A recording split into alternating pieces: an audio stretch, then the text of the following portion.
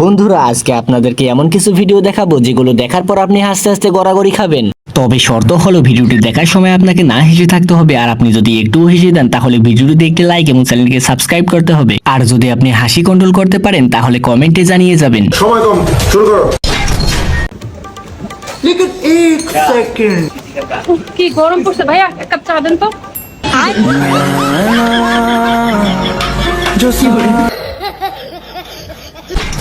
तो मेरी रूह को चैन दे प्यार दे वो खुशी बन गए